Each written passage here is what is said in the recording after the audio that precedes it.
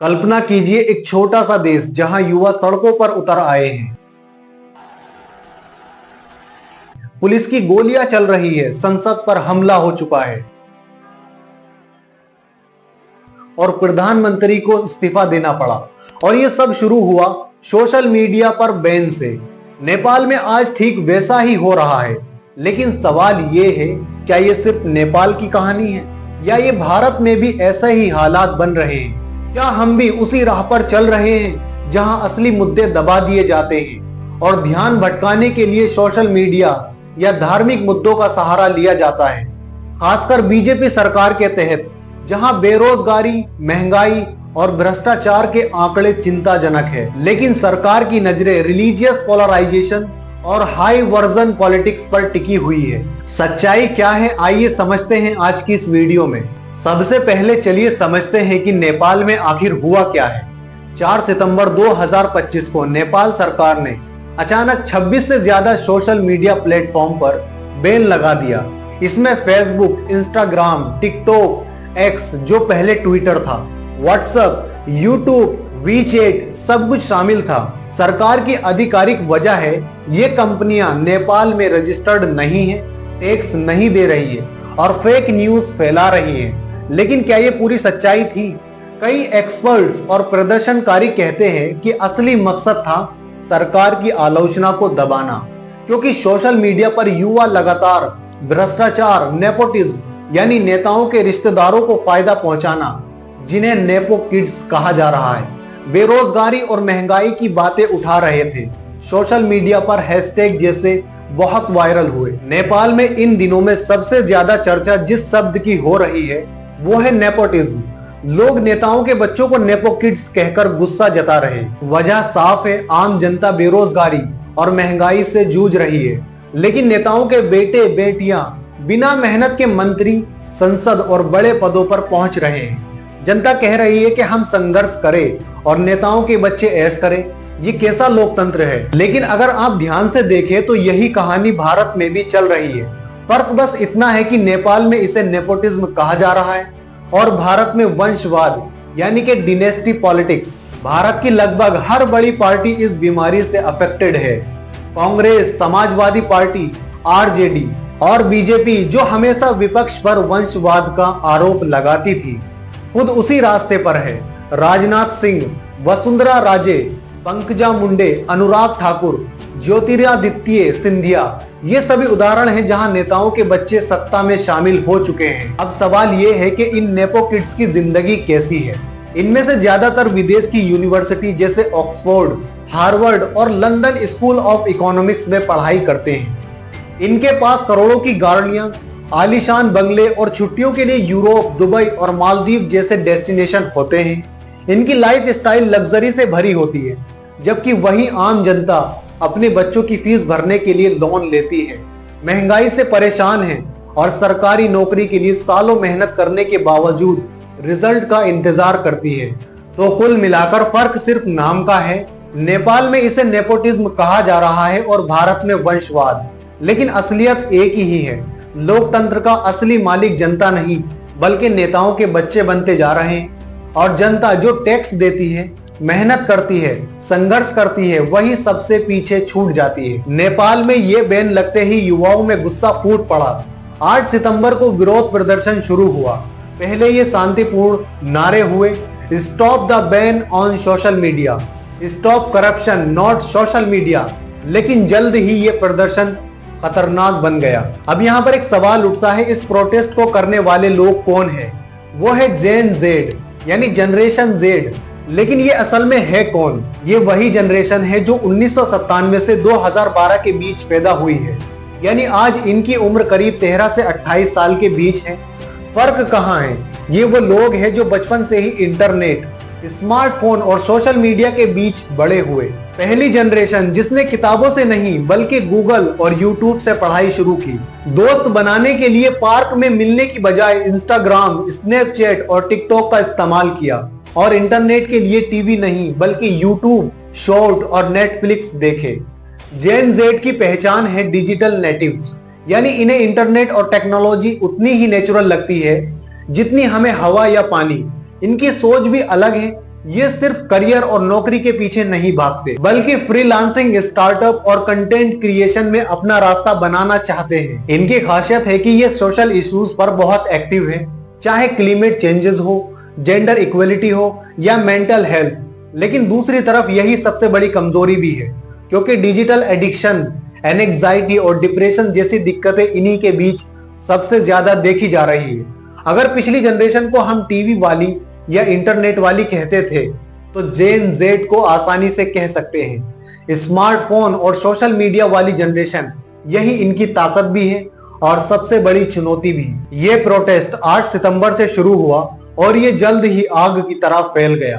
काठमांडू, पोखरा, बुटवल, चितवन जैसी जगहों पर हजारों की तादाद में युवा सड़कों पर उतर आए। उन्होंने संसद भवन पर हमला किया, नेपाली कांग्रेस के ऑफिस में आग लगा दी, नेताओं के घरों को निशाना बनाया, गाड़ियां जलाई। पुलिस ने जवाब में आंसू गैस, रबर बुलेट्स और यहां तक कि असली गोलियां चलाई, जिसके नतीजे में कम से कम 19 लोग मारे गए, 300 से ज्यादा लोग घायल हुए।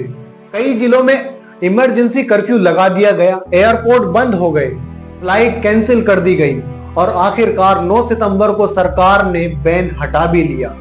लेकिन तब तक बहुत देर हो चुकी थी। प्रधानमंत्री केपी शर्मा ओली, जो 2024 में 5वीं बार पीएम बने थे, को इस्तीफा देना पड़ा। ये इस्तीफा सिर्फ बैन की वजह से नहीं, बल्कि सालों से चले आ रहे गुस्से का नतीजा था। ये हालात इतने बिगड़ गए कि पड़ोसी देश भारत को भी अपने नागरिकों के लिए ट्रैवल एडवाइजरी जारी करनी पड़ी। भारतीय विदेश मंत्रालय ने कहा, नेपाल जाना अवॉइड करें, अगर वहां है तो घर से बाहर ना निकले, विरोध वाले इलाकों से दूर रहे। कई इंडियन एयरलाइंस जैसे एयर इंडिया और इंडिगो ने काठमांडू की फ्लाइट्स कैंसिल कर दी। नेपाल में करीब 2 लाख इंडियंस रहते हैं और बॉर्डर ओपन होने की वजह से ये असर भारत पर भी पड़ रहा है। अब यहाँ पर थोड़ा सा केपी शर्मा ओली के बारे में जानते हैं, जो नेपाल के प्रधानमंत्री थे। केपी शर्मा ओली नेपाल के कम्युनिस्ट पार्टी ऑफ नेपाल से निकले नेता हैं। लोग उन्हें एक हद तक नेशनलिस्ट यानी राष्ट्रवादी छवि वाला नेता भी कहते हैं। अगर हम इनकी इमेज की बात करें तो केपी ओली की इमेज जनता में देशभक्त और राष्ट्रवादी के रूप में बनाई गई, खासकर जब उन्होंने भारत से टकराव के समय नेपाल का नया नक्शा जारी किया, जिसमें भारत के 3 इलाके लिपुलेख, लिम्पियाधुरा और काला पानी को नेपाल का हिस्सा दिखाया गया।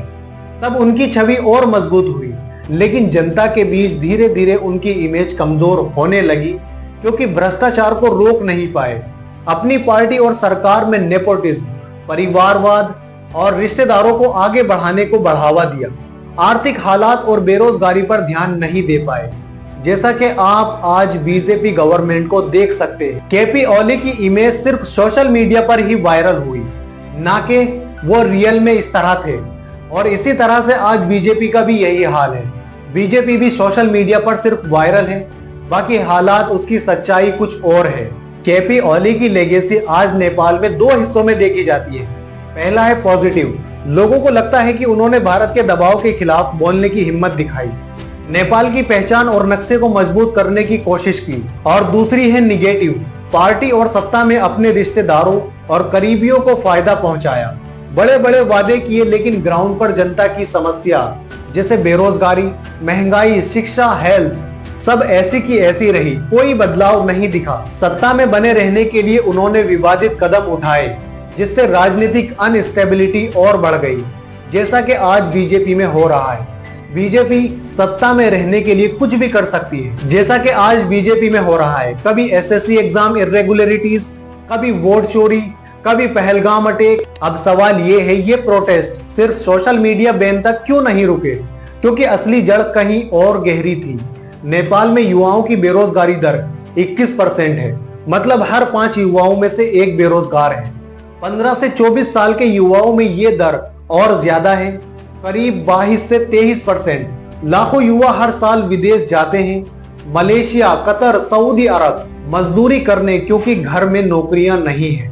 नेपाल की 10% आबादी विदेश में काम करती है और रेमिटेंस, विदेश से भेजा पैसा, अर्थव्यवस्था का बड़ा हिस्सा है। लेकिन ये युवा कहते हैं, हमारा फ्यूचर कहाँ है? ऊपर से भ्रष्टाचार, transparency international corruption perception index 2024 में नेपाल को 100 में से 34वां स्कोर मिला।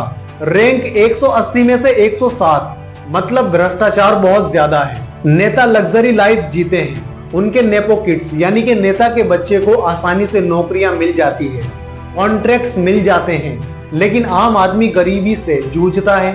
महंगाई से, फूड इन्फ्लेशन ने लोगों की जेब खाली कर दी। प्रदर्शनकारियों के प्ले कार्ड्स पर लिखा था नेपो किड्स को बाहर करो, युवाओं को जॉब्स दो। ये गुस्सा दशकों से सुलग रहा था। बेन ने सिर्फ चिंगारी का काम किया। ये प्रोटेस्ट जेन जेड कहलाया जा रहा है क्योंकि ज्यादातर युवा है, स्टूडेंट, ग्रेजुएट्स जो सोशल मीडिया पर ऑर्गेनाइज हुए।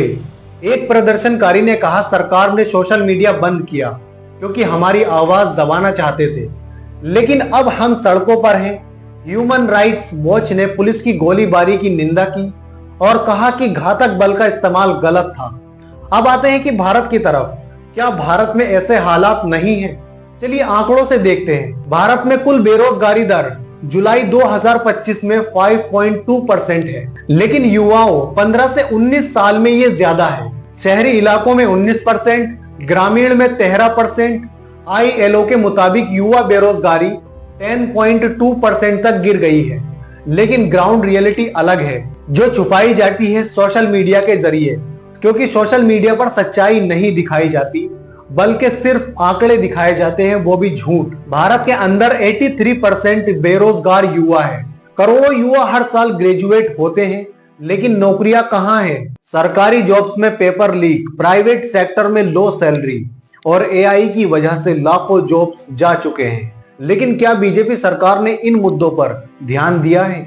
2014 में वादा किया था 2 करोड़ नौकरियों का सालाना, लेकिन आज 2025 में युवा बेरोजगार रिकॉर्ड हाई है।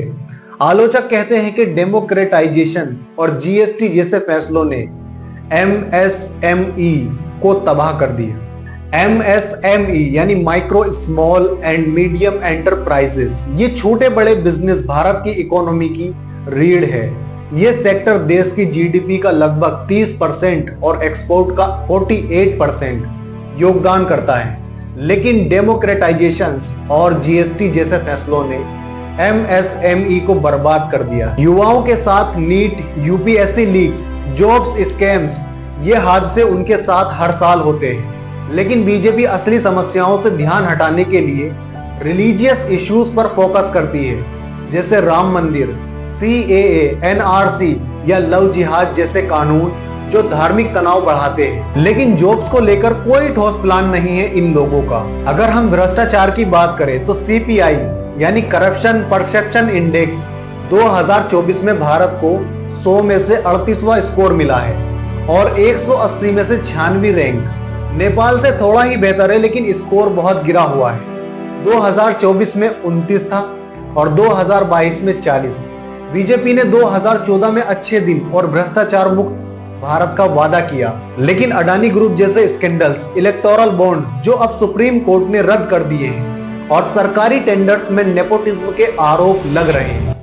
यहाँ भी नेता असली मुद्दों से ध्यान हटाने के लिए सोशल मीडिया रेगुलेशन या रिलीजियस कंट्रोवर्सी यूज करते हैं। याद कीजिए भारत में भी फेक न्यूज के नाम पर सोशल मीडिया पर रेस्ट्रिक्शन की बात होती है, जैसे IT रूल्स 2021 जो प्लेटफॉर्म को सरकार की मांग पर कंटेंट डिलीट करने को मजबूर करते हैं। युवा दबाव में है, जॉब्स कट रही हैं, एग्जाम्स लीक हो रहे हैं। क्या भारत की जेन जेड भी नेपाल जैसी हताशा महसूस कर रही है? सर्वे कहता है कि कई युवा कहते हैं कि सिस्टम उनके खिलाफ है। बीजेपी सरकार पर आरोप है कि वो डाइवर्जन पॉलिटिक्स करती है, यानी लोगों को बांटती है। रिलीजियस इश्यूज जैसे वोट जिहाद या माइनॉरिटी पॉलिसीज को हाईलाइट करके बेरोजगारी और महंगाई से ध्यान भटकाती है। चलिए अब उन सवालों पर आते हैं जो इस टॉपिक को और गहरा बनाते हैं। सबसे पहले, नेपाल में प्रोटेस्ट क्यों और कैसे शुरू हुआ? जैसा बताया 4 सितंबर को बेन से शुरू, लेकिन असली वजह दशकों का भ्रष्टाचार, नेपोटिज्म और बेरोजगारी है। युवा कहते हैं नेता अपने बच्चों को पोस्ट देते हैं, हमें कुछ नहीं। ये जेन जेड प्रोटेस्ट सोशल मीडिया पर ऑर्गेनाइज हुआ और बेन ने उन्हें सड़क पर ला दिया। ये दिखाता है कि युवा अब चुप नहीं रहेंगे, ये बदलाव चाहते हैं। ये प्रोटेस्ट कैसे बेरोजगारी और भ्रष्टाचार तक पहुंच गया? बेन ट्रिगर था, लेकिन सड़क पर आने के बाद युवाओं ने सारी शिकायतें निकाली। सरकारी फंड्स लूट लिए जाते हैं, जो जॉब्स क्रिएशंस में लगने चाहिए वो नहीं लग पाते हैं। ये दिखाता है कि छोटे मुद्दे बड़े सिस्टमेटिक प्रॉब्लम्स को उजागर कर सकते हैं। लेकिन बीजेपी के 10 सालों में युवा बेरोजगारी 2 गुना हो गई है और भ्रष्टाचार का लेवल बढ़ा है। ये आंकड़े बताते हैं कि समस्या बड़ी है और इग्नोर नहीं किया जा सकता। विपक्ष कहता है कि बीजेपी की पॉलिसीज ने जॉब क्रिएशंस को नुकसान पहुंचाया है। क्या भारत की युवा पीढ़ी भी ऐसे ही दबाव में है? हाँ, जॉब कट्स हो रही हैं, एग्जाम्स लीक हो रहे हैं, सालों की मेहनत स्टूडेंट की एक ही दिन में सब कुछ खत्म कर दिया जाता है। युवा देश का फ्यूचर है, उनकी हताशा देश को पीछे धकेल सकती है। बीजेपी पर आरोप है कि वो युवाओं को रिलीजियस नेशनलिज्म से डिस्ट्रैक्ट करती है। भारत और नेपाल के हालात बिल्कुल सेम है। दोनों में युवा आबादी ज्यादा है, बेरोजगारी, भ्रष्टाचार, महंगाई, दोनों में सरकारें कभी कभी डाइवर्जन यूज करती है। यहाँ पर भारत को सीख हासिल करनी चाहिए पड़ोसी देश से। लेकिन भारत में बीजेपी की डाइवर्जन पॉलिटिक्स ज्यादा साफ दिखती है। रिलीजियस इश्यूज से ध्यान भटकाना, सरकारें असली मुद्दों से ध्यान हटाने के लिए डाइवर्जन पॉलिटिक्स करती है। नेपाल में बैन, भारत में भी कभी रिलीजन। बीजेपी पर विशेष आरोप है कि वो हिंदुत्व के नाम पर मुस्लिम हिंदू डिवाइड क्रिएट करती है, जैसे सीएए, एनआरसी या लव जिहाद, जबकि असली मुद्दे जॉब्स और इन्फ्लेशन है, उस पर ध्यान नहीं दिया जाता। ये डेमोक्रेसी को कमजोर करता है। अगर नेपाल जैसे प्रोटेस्ट भारत में हुआ तो नतीजा क्या हो सकता है? सरकारें बदल सकती हैं, लेकिन हिंसा से सिर्फ देश का ही नुकसान होता है। बेहतर है कि डेमोक्रेटिक तरीके से, यानी अपना वोट सही जगह इस्तेमाल करें। हिंसा से बचना चाहिए, लेकिन बीजेपी सरकार के तहत युवा गुस्सा बढ़ रहा है। आखिर में बड़ा सवाल, क्या हम नेपाल की तरह हालात का इंतजार करेंगे या पहले से ही सरकारों से जवाब मांगेंगे? क्या हम असली मुद्दों जॉब्स, करप्शन, इन्फ्लेशन पर फोकस करेंगे या ध्यान भटकने देंगे, खासकर बीजेपी के डाइवर्जन गेम से? दोस्तों, नेपाल की गलियों से उठी ये आवाज हमें एक आईना दिखा रही है। सवाल ये नहीं है कि वहां क्या हुआ, सवाल ये है कि यहाँ कब होगा। अगर हम अब नहीं जागे तो हालात कहीं भी नेपाल जैसे बन सकते हैं। बीजेपी सरकार को युवाओं की बेरोजगारी, महंगाई और भ्रष्टाचार पर ध्यान देना चाहिए, ना कि रिलीजियस डिवाइड से वोट बटोरना। बदलाव की शुरुआत सवाल पूछने से होती है। उम्मीद करता हूं वीडियो इंफॉर्मेटिव लगा होगा। वीडियो को लाइक करें और शेयर करें। Thank you.